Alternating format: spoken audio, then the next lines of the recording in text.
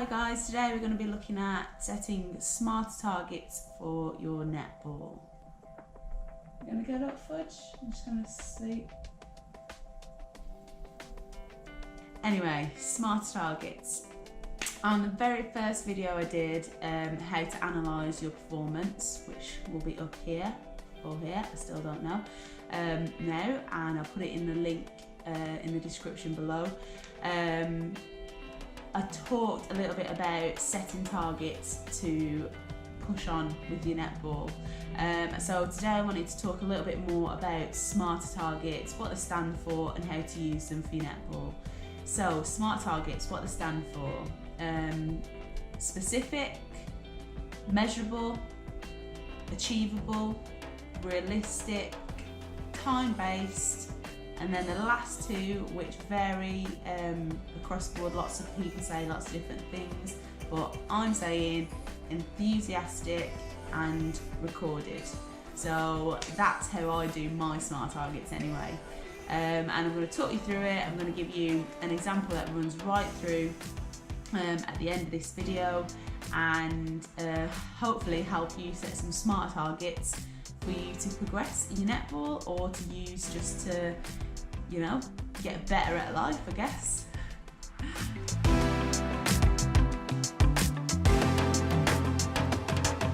You want to make sure that your target isn't too general and it's really clear and concise, to make it easy for you really to see where you're at with it. So for example, rather than saying I want to become a better defender, I would say I want to get 3 intercepts per game, and obviously that in turn would help me to become a better defender if it was more intercepts than I was getting in the first place. So you've got to make your target really specific. Don't be too general with it. If you can break it down and make it really clear, if you can put a number on it, great. Definitely, that will definitely mean that it's quite specific. Then that will help your target become really clear for you to monitor.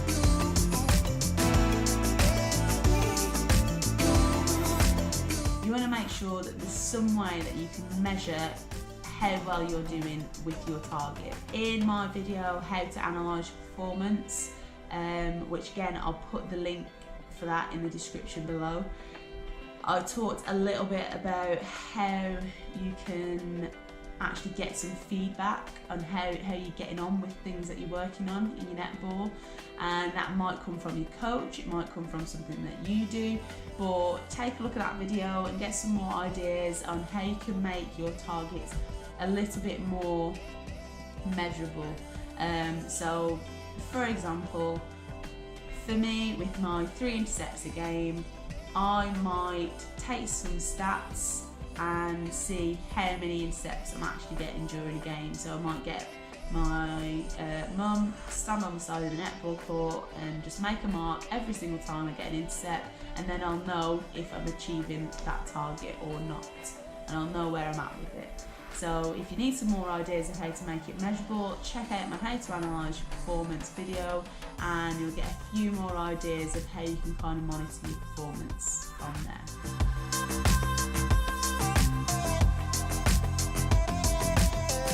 You need to make sure you start figuring out the ways to make this target come to life, okay? So how are you going to be able to achieve this target? So it's not just going to happen because you say it. It's going to require a lot of different elements to try and make it come together. So making it achievable, making sure it's something that you can make come to life, is being able to break it down even another step further. So you've got a really specific target, but you're going to have to break it down another step further and say, right, how will I achieve this target? Well, I'll achieve this target by doing some more speed work so that I can explode onto the ball and get more intercepts that way. I will tell my coach about my target, so she gives me feedback about it during training.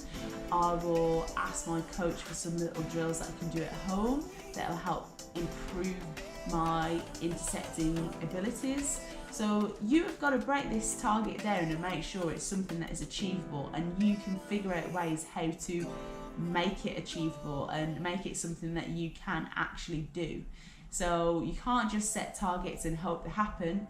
You have to break them down and figure out how are you actually going to achieve that target.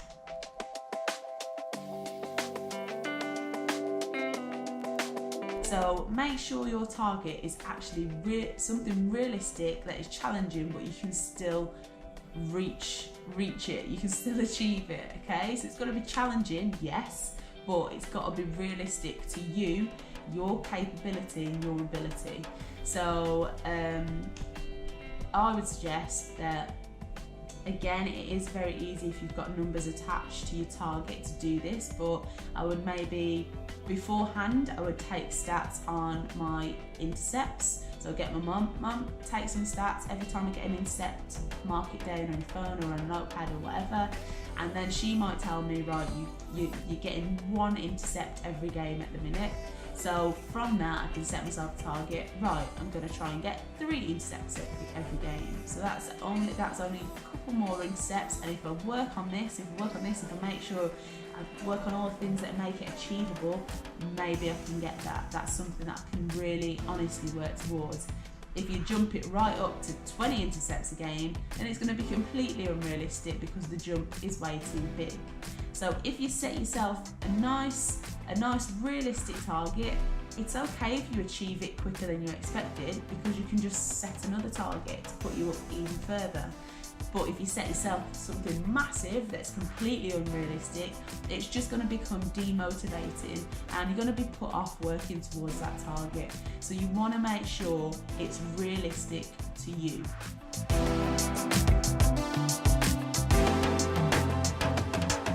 You want to give yourself a time frame to work in. This will help you stay motivated and keep the pace up on your target, so that it doesn't just drag on forever. Okay, you want to make sure that you've got boundaries to work in. If you do that, you can constantly be asking yourself, right, what can I do today to work on my target? Oh, got some sneezes. Right, Fudge? Oh, he's up. He's...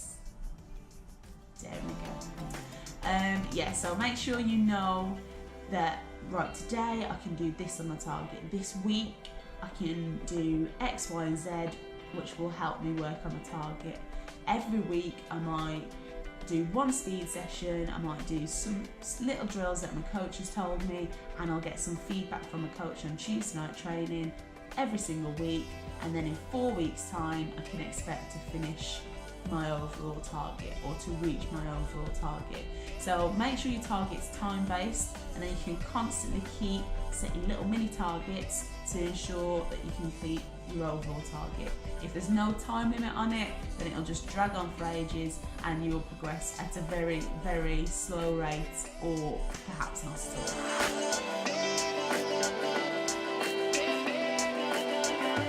So you need to have a target that you're enthusiastic about and you want to achieve, and you've got some energy towards it. It's got to be something that you really want, because ultimately, if you're not in that mindset, you won't achieve what you're setting out to do. It's one thing writing something down on paper, it's another thing really feeling passionate towards it and feeling enthusiastic towards it and wanting to give your energy and time to the target. So make sure that your target is something that you are genuinely enthusiastic about and you're really passionate about improving on your game, because if you don't have that, it's going to be very difficult to improve on that target.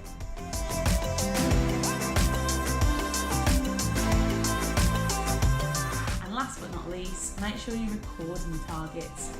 Not only will this help you keep track of your progress when you're working on a target, but it will also be very motivating for you looking back at it when you're setting new targets. And it'll almost be like an educational process for you.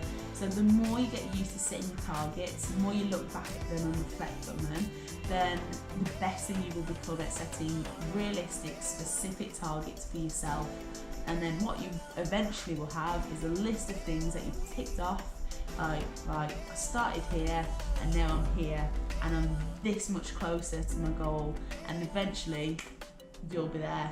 Okay, so you can have an overall goal or an overall dream that you're working on, but keep setting yourself these little targets, keep chipping away at it, keep working your way up until you reach that goal. And you know, it's great to have a list of achievements. That's good for anybody. It makes you feel good, it helps you stay on task, and it also makes you better at setting targets in the future. I hope you've got something out of this video, and I hope a lot of you are all starting to set some targets, because the season is upon us here in the UK, so people should start entering their pre-seasons very soon. Now is a great time to start setting targets for your season, or even just for your pre-season. Maybe it's to lose a bit of weight, but make it more specific than that. Maybe it's to become faster, maybe it's to become stronger, make all of them more specific. But now is a very, very good time to start setting targets. So use this system, everybody uses it. It's not just something I've just created and plucked out of thin air. This is a thing. So use your smarter targets to make you a better and smarter netball player. Bye guys.